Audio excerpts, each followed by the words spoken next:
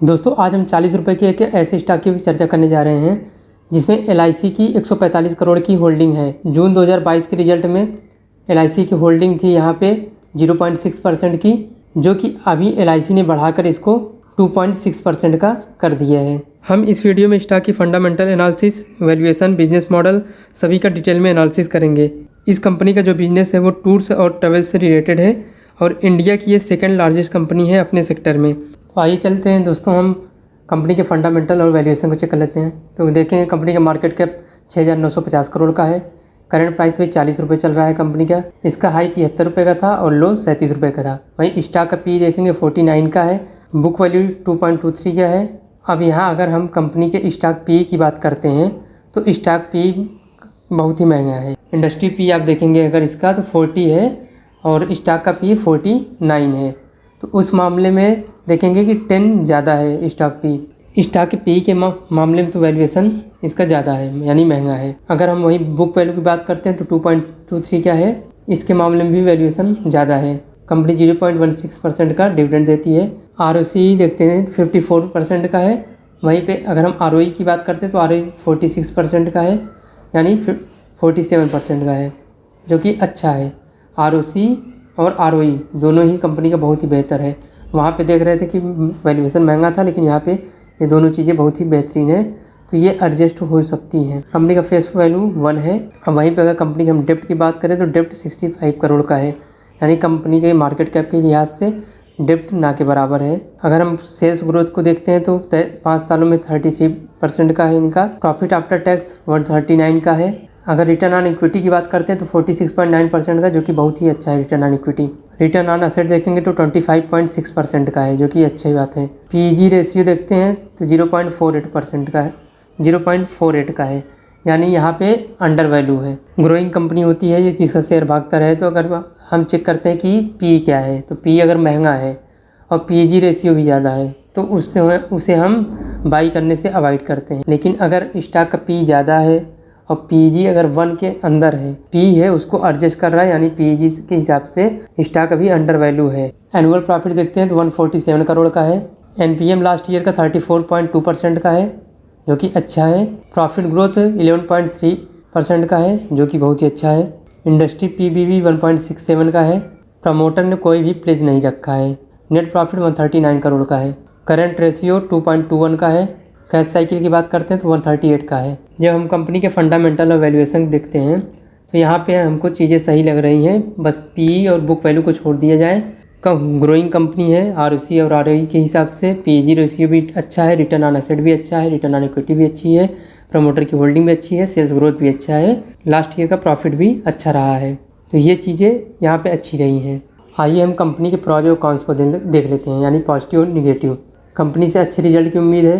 Company 103% की CAGR की दर से 5 सालों में रिटर्न दिया है और वहीं पे रिटर्न ऑन इक्विटी इनका 48% का है, जो कि बहुत ही अच्छा रहा है। अगर हम इनकी निगेटिव बातें करते हैं तो स्टॉक का वैल्यू 18 गुना ज़्यादा है। प्रमोटर ने लास्ट क्वार्टर में 3% की होल्डिंग डिक्रीज़ किया है। वहीं पे इनके डेप्टर डेज जो है वो बढ़े हैं, 98 से 138 गया है और वर्किंग कैपिटल इनकी 43 से 316 दिनों का हो गया है। ये चीज़ें निगेटिव हैं। इनकी PL लिस्टेड कंपनी है Thomas cook international travel HC, सैलानी टूर्स है, यानी इंटरप्राइजेज प्रो CLB, महासागर ट्रेवल्स हैं। यहाँ पे देखेंगे 2 कंपनी को छोड़ दिया जाए तो सबसे ज़्यादा इनका स्टॉक पी है। क्वार्टर प्रॉफिट वेरिएशन में निगेटिव रहे हैं और सब पॉजिटिव हैं, लेकिन ये निगेटिव रहे हैं। सेल्स 102 करोड़ का है। क्वार्टर सेल्स वेरिएशन 22 का है और ROC 54 का है। ROC के मामले में सबसे अच्छा है। दोस्तों अगर हम इनके क्वार्टर रिजल्ट की बात करें, यहाँ पे सेल्स पे नज़र डालते हैं तो जो जून 2022 में 4 करोड़ का था वो अभी देखेंगे तो 102 करोड़ हो गया है। अब यहाँ पे दोस्तों देखते हैं कि जून 21 में इनका 31 करोड़ का था सेल्स, जो कि जून 2022 में 84 करोड़ का हो गया और जून 2023 में 102 करोड़ का हो गया। तो यहाँ पे इन्होंने गुड जंप किया है, लेकिन लास्ट क्वार्टर से देखेंगे मार्च 2023 से तो यहाँ पे डिक्रीज हुआ है। दिसंबर 2021 के कंपेरिजन में भी डिक्रीज हुआ है। वहीं पे ऑपरेटिंग प्रॉफिट की चर्चा करते हैं तो पहले ये निगेटिव था, जो कि अब यहाँ पे पॉजिटिव हो गया 34 करोड़ का। और नेट प्रॉफिट की बात की जाए तो ये 3 करोड़ से बढ़ के इसमें 26 करोड़ है और लास्ट 3 क्वार्टर से इनका अभी प्रॉफिट कम है, यानी कि इस साल के रिजल्ट में गड़बड़ हुए हैं, उसके पहले के रिजल्ट में अच्छे थे। EPS इनका 0.15 का है। अब आइए हम एनुअल रिजल्ट की चर्चा कर लेते हैं।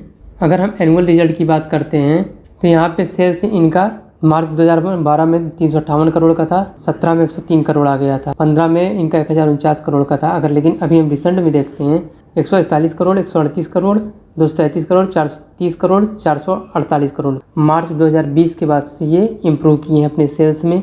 वहीं पर अगर हम इनके नेट प्रॉफिट की बात करते हैं तो नेट प्रॉफिट में भी इन्होंने अच्छा ग्रोथ किया है। लास्ट ईयर से कम हुआ है इनका नेट प्रॉफिट, लेकिन ग्रोथ अच्छा किया है। अगर कंटिन्यू देखेंगे तो प्रॉफिट में ग्रो कर रहे हैं, सेल्स में भी ग्रो किए हैं। अब आप यहीं देख लेंगे कि 2015 में ये 1049 करोड़ का सेल्स करने के बाद 4 करोड़ की नेट प्रॉफिट किए थे, लेकिन यहाँ पे ये 448 करोड़ का सेल्स करने के बाद 139 करोड़ का प्रॉफिट कर रहे हैं, यानी बिजनेस प्रॉफिटेबल है।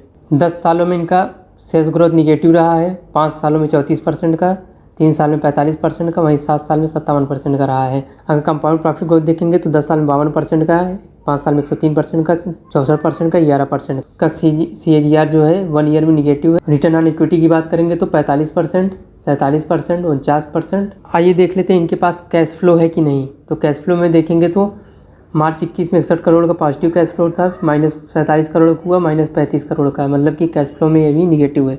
अब क्या देखेंगे कि इनके पास क्या हैवी डेप्ट तो नहीं है, नहीं हैवी डेप्ट नहीं है। कैश फ्लो वहाँ यूज होता है कि मतलब आपके पास खर्च करने के लिए पैसे हैं, तो इनके पास वो चीज़ नहीं है, लेकिन कंपनी के ऊपर डेप्ट नहीं है, तो ये अच्छी बात है। मार्च 21 में प्रमोटर की होल्डिंग 74% थी, मार्च 2023 में होल्डिंग इनकी 74% थी, वहाँ से इन्होंने 3% का डिक्रीज़ किया है होल्डिंग, लेकिन ये 50+ है, तो ये भी एक सही है। वहीं पे अगर आप FII की होल्डिंग देखेंगे तो FII ने भी होल्डिंग अपनी बढ़ा रखी है, बना रखी है। DIs की होल्डिंग में 2.50 की DI होल्डिंग है जो LIC की है। वहीं पे पब्लिक की होल्डिंग देखेंगे तो 23% की होल्डिंग है। दोस्तों, जिस स्टॉक के बारे में हम चर्चा करने हैं उसका नाम है ईज माई ट्रिप यानी इजी ट्रिप प्लानर। इनका जो मेनली बिजनेस है वो टूर्स एंड ट्रेवल्स का बिजनेस है। ये मतलब यानी पैकेज देते हैं। जब हम लोग को कहीं घूमने जाना होता है या बहुत से लोग घूमने की प्लानिंग करते हैं तो वो सारा सब कुछ होटल से लेकर, टैक्सी से लेकर, फ्लाइट का लेकर एक एजेंसी बुक करते हैं, एक ट्रिप प्लानर को बुक करते हैं। इस सेक्टर में ये इंडिया की सेकंड लार्जेस्ट कंपनी है। और ये अपने बिजनेस में क्या क्या प्रोवाइड करते हैं, इनकी जो फ्लैगशिप कंपनी वो ईज माई ट्रिप है। ये अपने सर्विस में प्रोवाइड करते हैं end to end travel solution, airline ticket, hotel, holiday package, rail ticket, bus ticket, taxi से लेकर एंसरी वैल्यू सभी इनके सर्विस में रहते हैं। और ये ट्रेवल इंश्योरेंस भी प्रोवाइड करते, वीज़ा प्रोसेसिंग और टिकट से भी प्रोवाइड करते हैं, जो बिज़नेस को अट्रैक्टिव बनाता है। दोस्तों, ये कंपनी का IPO जो आया था 19 मार्च 2021 को आया था, जहाँ पे 10% का प्रीमियम मिला था और कंपनी 510 करोड़ का इशू लाया था। यहाँ पे ये 160 गुना सब्सक्राइब हुआ था और 255 करोड़ का जो इनका इशू था वो ऑफर फॉर सेल था, जिनमें इनके प्रमोटर जो है निशांत पिट्टी और रिकन पिट्टी, उन्होंने अपनी होल्डिंग को कम किया था। दोस्तों, अगर हम इनके एक्विजिशन और पार्टनरशिप की बात करते हैं तो स्प्री हॉस्पिटैलिटी एक्विजिशन है, जहाँ पे इनके 1200 रूम हैं जिसका इन्होंने अधिग्रहण किया है। डाइवर्सिफाइड पोर्टफोलियो है जहाँ पे इनके 45 प्रॉपर्टी हैं, जैसे hotels, resorts, club house. Across India ये अगले 5 सालों में 200 नए प्रॉपर्टी और अपने बिल्ड करने के एम में है। अब वहीं पे अगर इनका दूसरा जो एक्विजिशन देखते हैं तो वो है योलो बस का। ये नेक्स्ट जनरेशन की प्रीमियम इंटरसिटी बस मोबिलिटी है, प्लेटफॉर्म है, जहाँ पे 3 लाख कस्टमर इनके ट्रेवल करते हैं। और ये कनेक्टिव मेजर सिटी जो होती हैं Tier 1, Tier 2 में और Tier 3 की सिटीज़ में ये अपने सर्विस को प्रोवाइड कर रहे हैं योलो बस वाले। ये फ्लाईबिग जो पार्टनरशिप है इनका एयरलाइन से रिलेटेड है, जहाँ पे ये प्लेटफॉर्म और फ्लाइट की टिकट सेल करते हैं। स्पाइस जेट में ये हॉलीडे प्रोग्राम बुकिंग की फैसिलिटी देते हैं। इनकी पार्टनरशिप जस्ट डायल के साथ भी है, जहाँ पे जस्ट डायल सभी के बिजनेस को प्रमोट करता है। वो अपने प्लेटफॉर्म पे दिखाता है कि हाँ किसके कहाँ पे कौन कौन सी सर्विस अवेलेबल है या शॉप अवेलेबल है या फैसिलिटी अवेलेबल है, तो ये जस्ट डायल बताता है। जियोग्राफिकल एक्सपेंशन की बात करेंगे तो ये Philippines, Thailand, USA, Saudi Arabia के साथ MOU साइन किए हैं उनके टूरिज्म प्लान के लिए। इनका एयरलाइन पैसेज से 100% का रेवेन्यू आता है लगभग, होटल पैकेज से 0.24% का आता है अदर सर्विस से, और इनके जो अदर सर्विसेज से आते हैं rail ticket, bus ticket, taxi rental, ancillary से इनकी रेवेन्यू आती है। इजी ट्रिप का अक्रॉस इंडिया 60,000 से ज़्यादा एजेंट हैं और ये कंपनी जो है B2C, B2E, B2B2C facility provide करती है। और जो इनका 90% से ज़्यादा का बिजनेस है वो B2C पे है अभी प्रेजेंट टाइम पे। कंपनी की अगर ग्रोथ स्ट्रेटजी की बात की जाए तो कंपनी से अपने एक्सपेंशन के सेकेंड फेज में है, ग्लोबल लेवल पे भी ये अपने बिजनेस को बढ़ा रहे हैं। जो बुक रेशियो है वो 4% पे है। इनका एक स्ट्रांग कस्टमर कनेक्ट है। यहाँ पे देखेंगे कि ईज माई ट्रिप जो है वो यूनिक बिजनेस को फॉलो करता है। यहाँ पे प्राइसिंग मॉडल जो है इनका ये बहुत ही अट्रैक्टिव है। अगर यूजर के पास कोई भी डिस्काउंट ऑप्शन नहीं है, उसके लिए कंपनी अपने तरफ से सारी फैसिलिटी प्रोवाइड करती है। फैसिलिटी से रिलेटेड मतलब कि डिस्काउंट्स ऑप्शन प्रोवाइड करती है, जिसकी वजह से जो इनका ट्रांजैक्शन रेट है वो B2C सेगमेंट में 86% बढ़ गया है।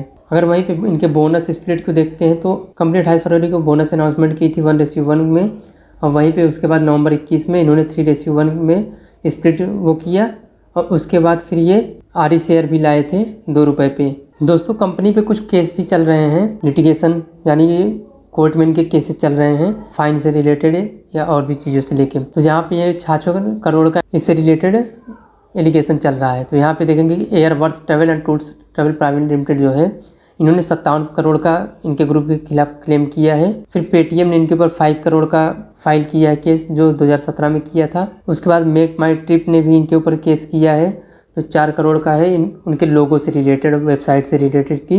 दोस्तों अगर इसका हम टेक्निकल देखते हैं, चार्ट को देखते हैं, तो चार्ट पे भी ये प्राइस चल रही है 39 रुपये पे, और इसका ये एक मेजर सपोर्ट था जिसको ये ब्रेक कर चुका है, लेकिन यहाँ पे ये हैमर बना रहा है। तो यहाँ पे देखेंगे कि इसका जो लास्ट सपोर्ट बन रहा है अभी का वो 36 रुपये पर बन रहा है। अगर यहाँ पे कोई एंट्री लेना चाहते हो तो 36 रुपये का इसका सपोर्ट बन रहा है। दोस्तों ये वीडियो केवल एजुकेशनल पर्पज़ के लिए बनाया गया है कि एक जानकारी देने के लिए बस। इस वीडियो के माध्यम से कोई सी बाइंग और सेलिंग की सलाह नहीं दी जा रही है।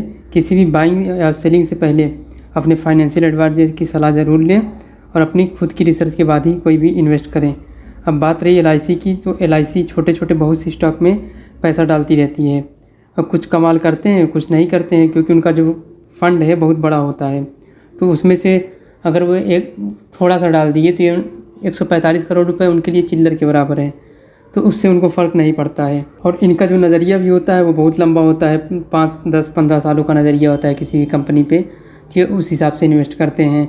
ऐसा नहीं है कि LIC ले लिया है तो ये रॉकेट हो जाएगा। अगर इसमें दम होगा वाकई तो जाएगा। वैसे बिजनेस सभी चीज़ को देख के तो अच्छा लग रहा है, लेकिन इस पर कुछ केसेस भी चल रहे हैं कि कैसे इसी से रिलेटेड अपनी फैसिलिटी प्रोवाइड करते हैं, उसी से रिलेटेड इनके ऊपर केस किया गया है। तो वीडियो पसंद आया तो वीडियो को लाइक करें, शेयर करें और चैनल को सब्सक्राइब करें, बेल आइकन जरूर प्रेस कर दें।